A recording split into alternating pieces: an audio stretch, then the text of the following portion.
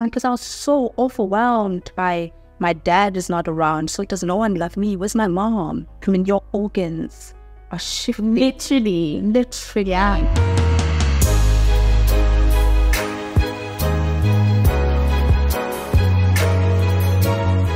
Hey mamas, welcome back to the Whole Mama Show. I'm your host, Aisha O'Reilly, and we're revealing the untold stories of motherhood. So I've said this so many times on this podcast, as well as on my social media platforms, that I feel that for so many of us, motherhood has been the single most transformative event of our lives. I find it difficult to believe that any woman can say that after becoming a mother, her life has just not changed, even just a little bit. And so what I think a lot of us don't know or don't realize is that a lot of our childhood experiences resurface when we become mothers. And so that's what this episode is about today. You're not the only mama who healed through motherhood. Before we get into anything, I'd love to ask you to join my mama village by subscribing to my channel and following me on my social media platforms. Karabo is a digital content creator, a wife and mom of two, whose journey in motherhood helped her heal her childhood. This is her story. So, before getting into the episode, I wanted to quickly share about a toy that doesn't just entertain your toddler, but also boosts their cognitive skills. My family and I love the Lego Duplo sets because they help my kids learn about colors, numbers, and shapes. Kenzo is playing with the Lego Duplo My First Organic Garden set that helps him develop problem-solving skills and increase his concentration. Because the Lego Duplo brick is double the size of a standard Lego brick, it's easier for toddlers to grip and build with. They're also big enough for toddlers age 1.5 upwards to play with safely. Catch my other episodes for more essential skills that Lego Duplo helps to build. You can get your toddler their Lego Duplo sets from toy retailers and any Lego certified store. With Lego Duplo, your child can learn to think critically in a fun way. Enjoy the episode.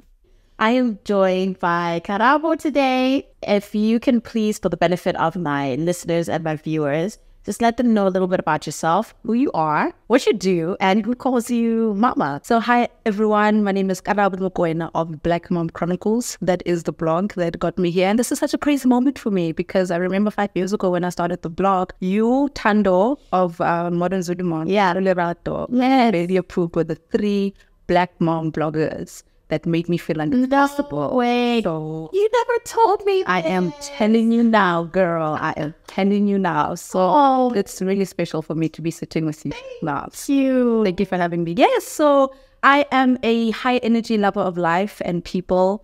I am a mom, yes, of 2. I am a wife to Stava, who I've been with for forever. How long is forever? Forever is 13 years. Okay, that's a long time. Been together for 13 years, married for 3 now. Yeah. So, yeah, I met when I was 18. Yeah, no. We're church sweethearts. Oh, okay. The church for the youth. And now we are serving the youth in the church, which is such a beautiful 360 for us as well. Yeah. And I am mom to Timluho, who's 5, going on 6 in October, and Asante, who is 18 months, and keeping us on 10 of our toes. If I had extra toes, I would use them because she is so busy and amazing.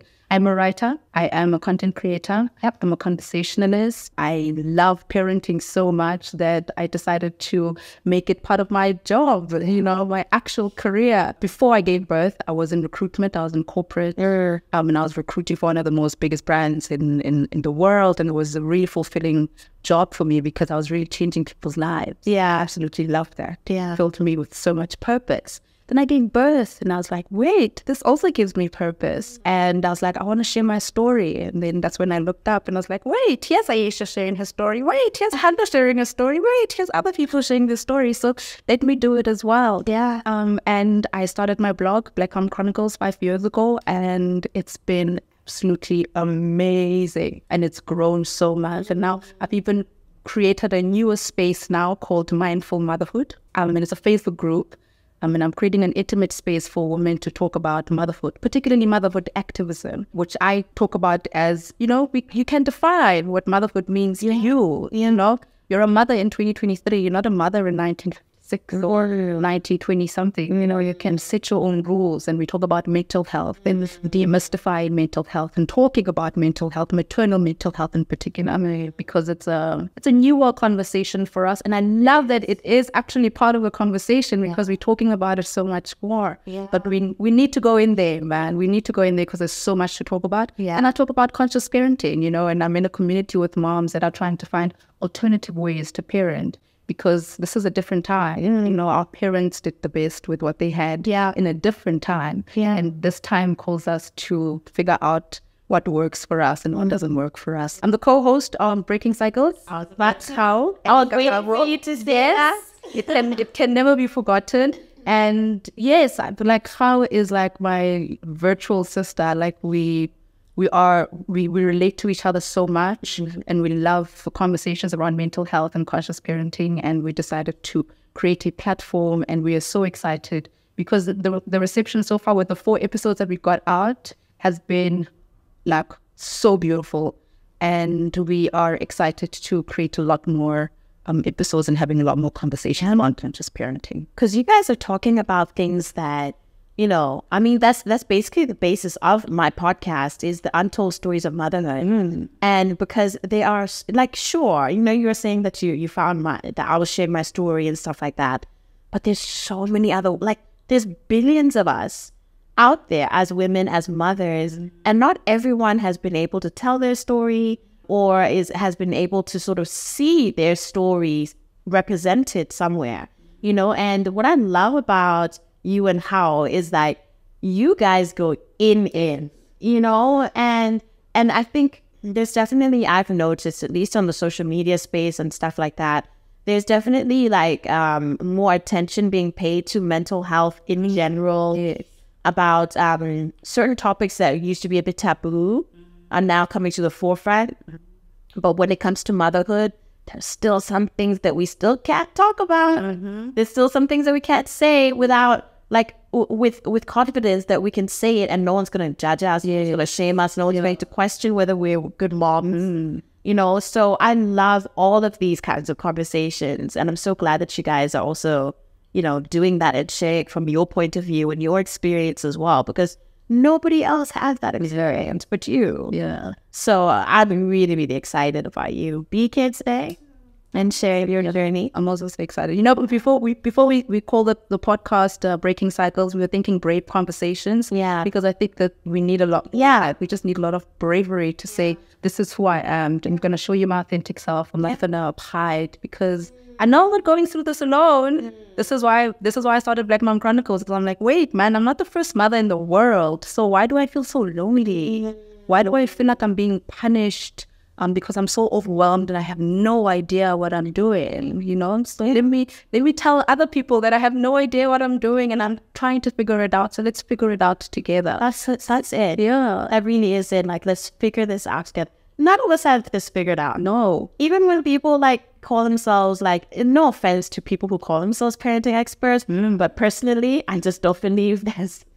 How are you an expert on parenting? You can be maybe from a educational point of view, fine, but that's one side of the whole thing, So take me back to how did you become a mom for the first time? Sure, it was so unexpected. I remember going to the doctor because I was just feeling sick, and she said, let's do a pregnancy test. Of course, we can totally do that because I know I'm not pregnant.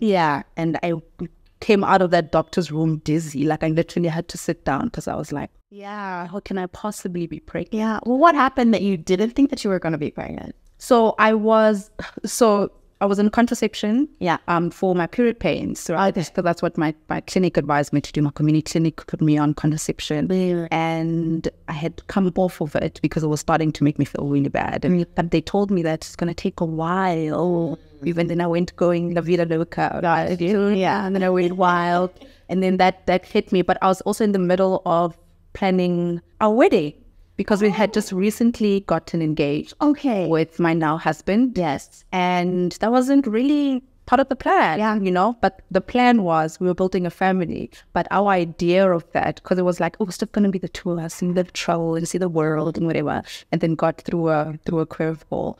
And that was the last thing that I felt like I was prepared for. I was 26 and I was building a career. I've always wanted to have kids, but I wasn't planning to have kids right there and then. And then that curveball came and I was like, wait, can I actually even be a good mom? And I think you get overwhelmed with so many other thoughts because my mom wasn't, my mom is late.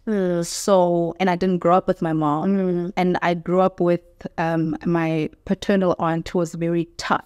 Okay. Loving, but a very tough woman. Yeah. So I was like, wait, I don't even have a template to do this. I don't feel like I'm ready to do this. What made me feel like I'm actually ready to do this was a conversation with my sister saying, you're independent. You are with a person that you love. Clearly you love him. You're planning a whole wedding. And the second thing was me telling him the news, and he got overwhelmed a little bit and like, oh, this is good. Like I think what the turning point for me with that pregnancy was our first scan, and we saw that little dot, and I saw the look on his face, and it was so beautiful and was so perfect. Like I've got that captured in my memory forever. Yeah, because that was the moment where it felt right, and I was like, okay, let's do this. Let's finally embrace this. But it was definitely a curveball but how many of us actually like prepare for pregnancy and childbirth? I think there are people that plan it. I mean, Asante was planned, because it was our pregnancy before that, our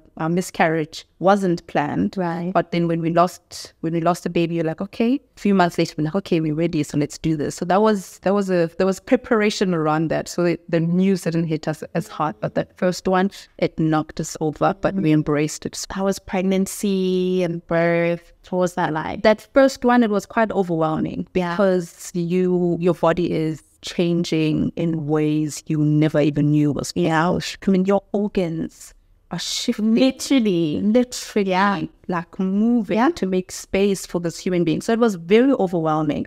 And I had so many questions. And I remember going to see my gynae. I had a notebook full of questions, and he only saw me for like 15, 20 minutes, and we did the scan and we were out. And the second session again, and I'm like, wait, I've got questions, but he doesn't have time. And I think that's what led me to the midwifery-led care. And I went to Genesis. Okay. So a midwife there. I sat down in the midwife's office, and she looked at me, and with gentle eyes, she asked, how are you?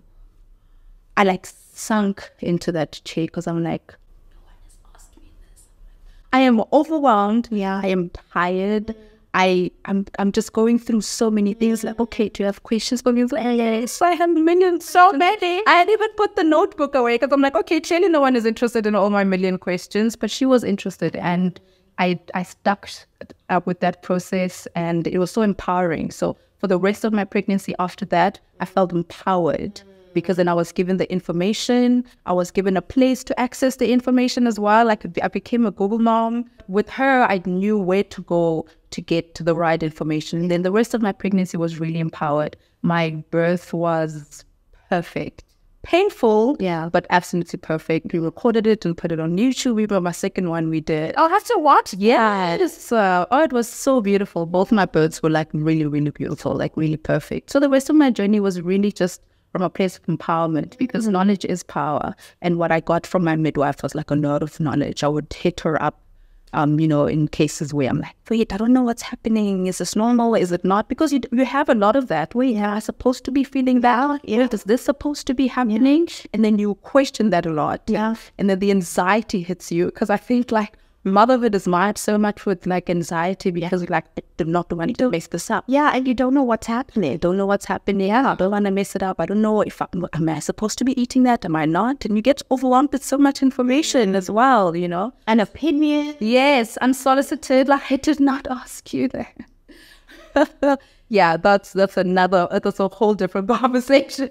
Honestly, you're like one of the first, one of the few. Let me say you're one of the few women that I've spoken to where you've like, pregnancy was great. I felt empowered. Like I've never heard a woman use that word to describe her pregnancy and her birth. Because this is the thing, like when I speak to some other women, I'm always like, and Kao as well, when we were chatting in her episode, we're saying like, why must it be difficult? if there's an easier way, yes, if there's a painless way, do whatever it is when it comes to this journey. Yeah. Why can't we, why can't we take that option? Why does it have to be a struggle every time? So I'm happy to hear that it's possible. it is. Because I couldn't stand pregnancy all 3 times. Like, it's not for me. And the first time I admitted it, people were like, oh, shocking. How you're supposed to love it. Yeah, you're supposed to love every second of it. How dare you? How grateful. No, guys, I feel woman. No, that's not what I'm saying. Me, I don't mind it. Yeah. I don't like not being in control of my body. Some women, it's okay. They don't mind. Some women, they don't really notice it. But for me, I'm like, it took over everything. And I don't enjoy the process. It's a means to an end. And that's your truth. That's my truth. That's your truth. So okay. So you have a great pregnancy, great birth, that. And what was your support system like at that time? Because you said when you were young, you were about to get married, surprise pregnancy. Who did you have in your corner? During my pregnancy or after birth? Let's say after. Yeah. Was it different? Yes, after birth. Okay. After birth was really tough. Oh. Because then I don't have my midwife anymore that I could tap into. I didn't have a doula. It was just me and my husband that was working at the time, full time. And my mom is not around. Yeah. So we have his mom that came to stay with us. So the traditional setup with postpartum is that I'm supposed to go to my in-laws, Yes. right? Yeah. My family, or go stay with other women. But I was not for that because I did not like the separation from my partner. So like, when does he get the time to bond with the child? Why? And why are we creating the narrative that he can't get involved? Yeah. Because then they don't get time to connect At all. And then I come back at like 4 or 5 months, and Yeah. now he's learning from scratch who this person is and what we're supposed to do. I'm like, no, we're going to figure it out together. I love that. We're going to do this. We're going to create a partnership. Yeah. It was tough because my mom-in-law at the time was also working. So she was with us for like that first week. And then all of a sudden it was just me. Wow.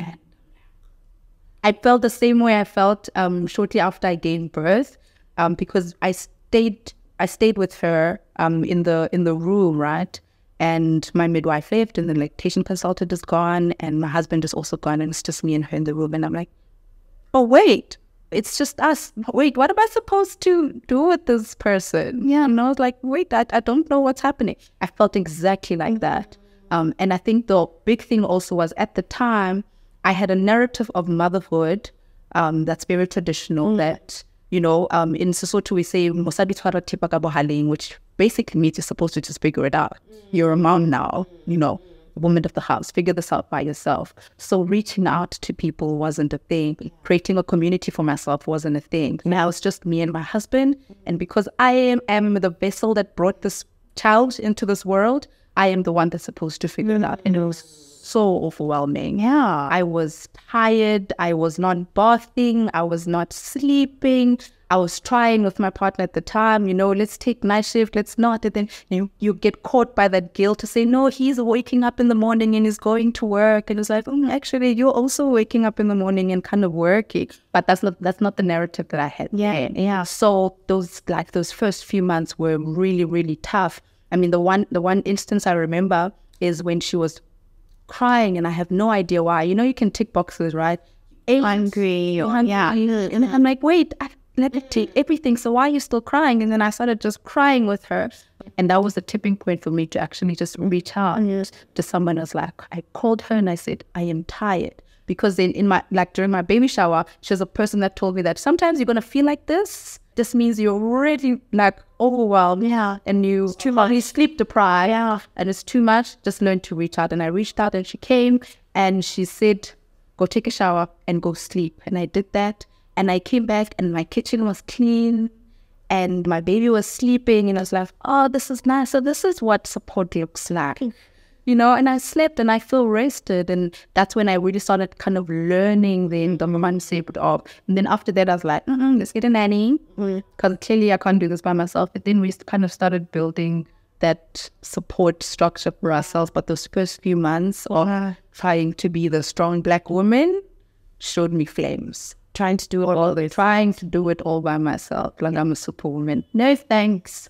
But I can relate to that because all of us have been fed that narrative. Yes. Ever since we were little girls. It's not like when we were older. Ever since we were little girls with the toys that we play and the what you call it, like the make-believe sort of, what's the term I'm looking for? When you're like, almost cosplay, and you're the parents of the house and you play moms and dads and you play this, whatever. It's always that sort of like, as the mom, I have to do this. And the girl does this and the girl does that. And the girl.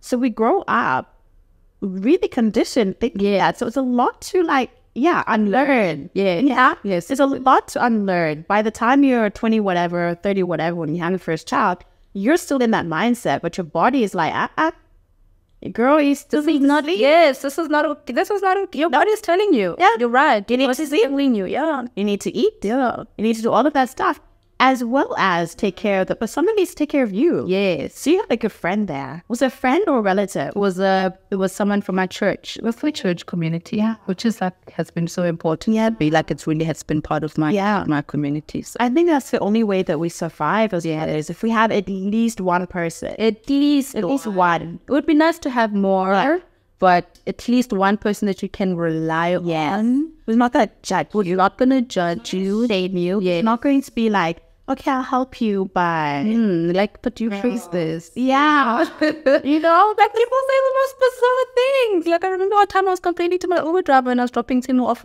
after school. It's like, oh my gosh, kids, after I drop her off. But she's like, but who asked you to do this? Like, no, give me that. Don't talk to Uber drivers about it. Oh my gosh. Yeah, it was so invalidating. It's so invalidating. But the thing is, there are other people, now it's like it was an Uber driver, you're in there for like 10, 15 minutes, whatever. Yeah. But there are people in other women's lives who are like, they're the mother-in-law, they're the moms, my intimate space. Yeah. Just invalidating my experience. All the time. And I was like, okay, who am I supposed to vent out to? I think we had one episode with Khao where we spoke about, we titled it Why We Hate Motherhood. Yeah. Right? Because it's like, wait, I just need a break from my kids. And people are like, you want a break? Yeah.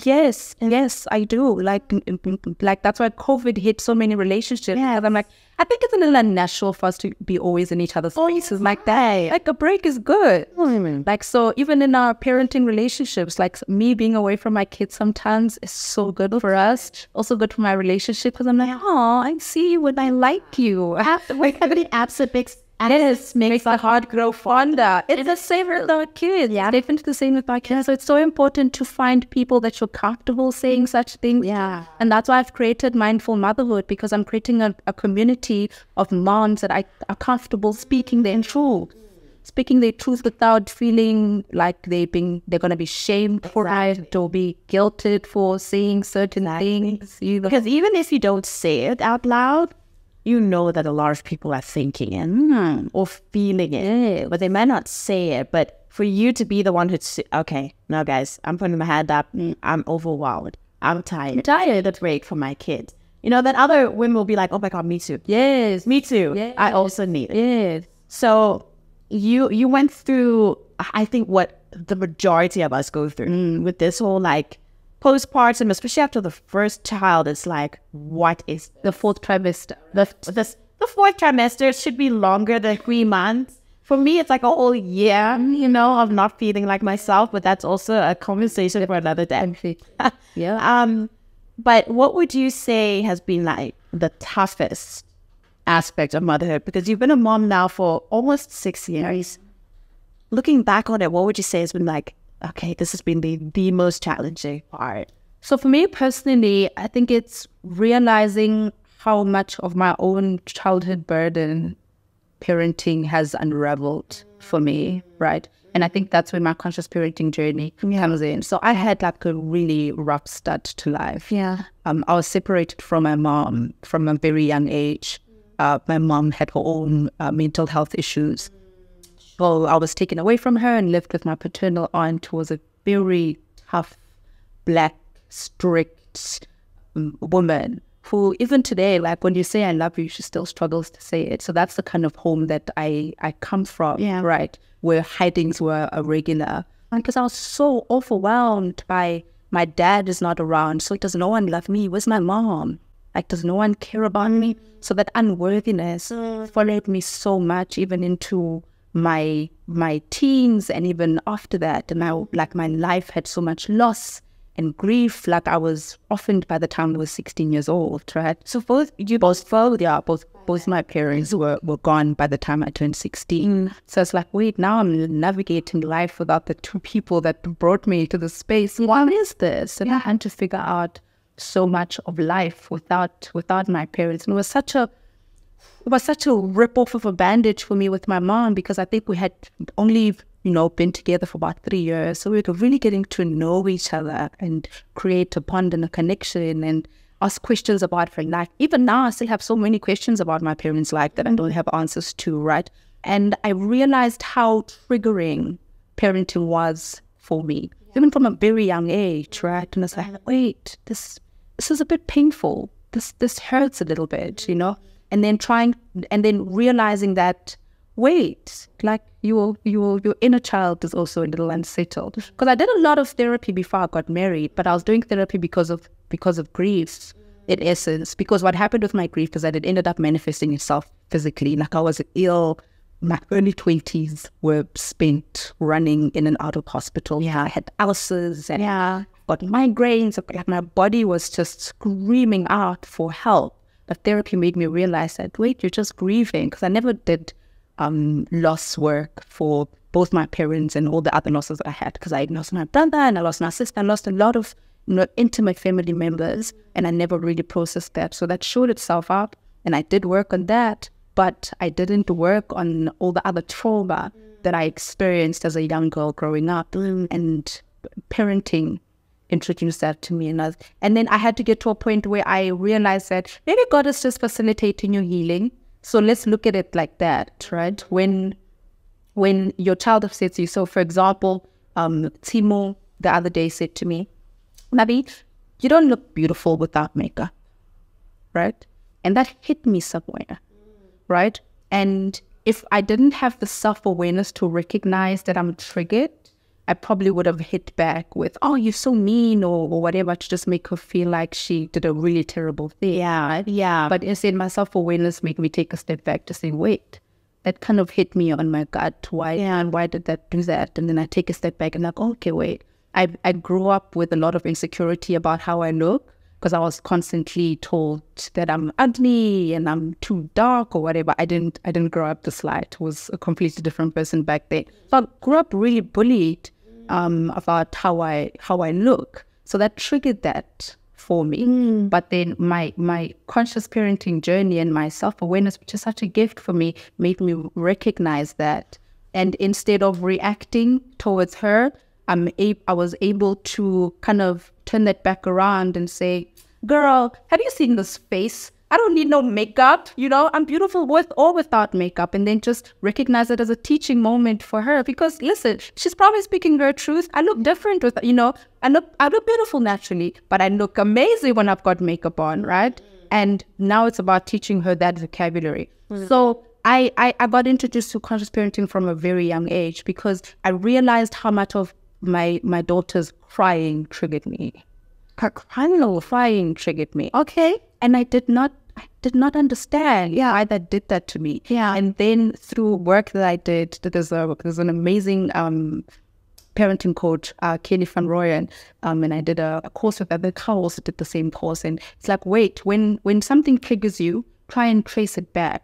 I grew up as a child that cried a lot. I'm super sensitive. I think I was about to cry in like some of the stuff that I was saying to you. I grew up really sensitive, and I would cry every time I felt any type of emotion, even when my emotions were being invalidated. Yeah, right? And then I was called a crybaby. So I was insulted a lot for that. And no one ever gave me attention when I cried. So I'm like, why are you crying? Why must I give you my attention? That was your response. That was my response to my daughter. And and then it had to take me work to realize that, and also find a way to heal that inner child to say, no, you're okay. You're fine. So recognizing that, I think that was tough, because it's been a lot of work for me, and it continues to be, because now she's 6 and she's vocal and she's feisty and when I shout, she's like, why are you shouting? And then part of that is also triggering because I'm like, I grew up getting shouted at all the time. No big deal. And it's no big deal. And I would not even dare to say, please do not shout at me. So now I have to like deal with us raising like this different generation of kids that question and are bold to speak their truth, where we couldn't speak our truths at all. And we couldn't share our opinions about absolutely anything. Or if we did, we were called disrespectful. Yeah. So redefining that for me has been one of my biggest challenges. Because, like I said, the trauma that I experienced has been intense, and like it's hitting me rock bottom. Like it's a cause of most of my anxiety and my depression. Like motherhood has changed my mental health landscape completely because I didn't have a vocabulary for some of the things that I experienced. I didn't know what anxiety meant. I didn't know what depression meant, and it's through my parenting journey that I was able to build a vocabulary about some of the stuff and even build the confidence and the bravery to speak about that. So the constant triggering, because children are upsetting. Children will upset you. I don't know when you say that because I'm like, I know they really will. They really will upset you, but they're not in it to upset you. They're not doing it on. They're not doing it on purpose. Most of the time. Yeah, we will. They're not. You know, they also don't have a vocabulary to explain what they are feeling. They're trying to find ways to show you that, hey, I'm not feeling okay over here. And sometimes they do it through hitting you or kicking you or doing all sorts of weird things. And it's in being able to step back. I mean, for one, Timu's hitting. She was hitting you. Yes. Yeah. So in her moment of emotional overwhelm, she would just she would hit. And it was extremely triggering for me because I grew up getting hit. It's only now in her older age where sometimes she wants to experience an instinct of hitting me that I can say to her, I grew up getting hit and mommy really doesn't like it because it doesn't make me feel good. Now we can have a conversation about it. But it was harder when I couldn't have a conversation with her about it. Yeah. But then I had to learn how to emotionally regulate myself because I can't let a 3-4-year-old be responsible for my emotions and my experiences. Right? And you know, I'm like reflecting on that as you're talking because I think a lot of us forget that. When we're in the moment, we forget this is a 3-year-old, you know, this is a 4-year-old. This is, you know, it's almost like you forget that you guys are not equal. Yes. Here, you know, you are much more mature and developed. And so by the virtue of the fact that you are the mother and you are the adult, yes, you need to take on more. You need to be more self-aware and more aware in general of their feelings and their emotions and teach them how to have a vocabulary and self-regulate. But now the trick is you actually just need to be conscious of what you experience. Yes. That's where the work is. Yeah. It's to be like, wait, why did that upset me that much? Because it's not their behavior. Because sometimes it's like very normal, like, you know, developmentally appropriate behavior that like really upsets you. Like them breaking something. Like yesterday, my Asante broke my father-in-law's glass. It's some glassware. I can't remember the actual word now. And she broke it. Yeah. And my husband was gutted, right? And he was really irritated. But he walked away. And she was like, oh, why did you do that? And then he just walked away and went to go regulate himself. And in that instance, it's easy to say, oh, the child is being naughty. It's like, no, why did you close the cupboard? You know, just lock the cupboard because the child is exploring. So it's very normal behavior for a child. But for you, it hit you somewhere. So it triggered something for you. And that's the work that you have to do to say, wait, why did that make me upset? Like when I was doing the training course with Kenny, she would actually have you keep a journal to say, okay, wait, let me journal this down. Okay, she broke something and I got really upset, or she made the house dirty and it like made me really upset, or she put something on the couch or something like that, and then go away, and then you come back and look at that, and then you have to reflect on why did that do that for you. And then it's like, wait, when I broke something in the house, I'd probably get slapped across the room. Or if I made a mistake about something, this is the response that I got from my caregivers, which is usually the mode in which we parent our own children if we're not aware of that. So the work is not like us trying to figure out our kids, particularly with their misbehavior and, you know, some of the stuff that like drives us mad. It's just about investigating why it drives us mad. And I spend most of my time trying to figure that stuff out. But it's so beautiful because it teaches you to be mindful. And that's why I called my new group Mindful Motherhood, right? Because, again, I'm going to refer to Kelly. I'm asking her to create a video around how we can teach our children to be more mindful. And it's like, I've got very controversial thoughts about that. Because I think it's our children. Yes, how can our children be more mindful about their emotions? So this is what I'm asking her to create for me, right? She's like, no, our kids are already very mindful. Our kids are in tune with how they feel it. They might not have a vocabulary for it. When they're angry, they are very aware that they're angry, and they will do very extra things to show you that they're angry. It's us that have to be a lot more mindful about how our surroundings are making us feel, its behaviors are making, or how our circumstances are making us feel. So, Karabo, what's your whole lot with you? The children that I have been blessed with are really facilitators of my healing. And although that is tough, it is fulfilling both for myself and the relationships that I have with my children, considering that I allow it to take place. I love that last part especially. To say allow it. Yes, allow it. It's tough, but allow it. Thank you. Really appreciate it. Appreciate it. Thanks for coming. Thanks for sharing your experience. Always. Always, always, always. We love sharing. Sharing is caring. Such gems. Such gems. What an uplifting episode. What did you think about Karabo's story? Can any of you relate to having some past childhood traumas or experiences and finding yourself healing through them while you're raising your children? I'd love to hear from you, so leave a comment below. If you found this episode inspiring at all, please go ahead and share it on your social media, tagging me at Aisha and Life. And don't forget to subscribe to join my Mama Village right here on YouTube.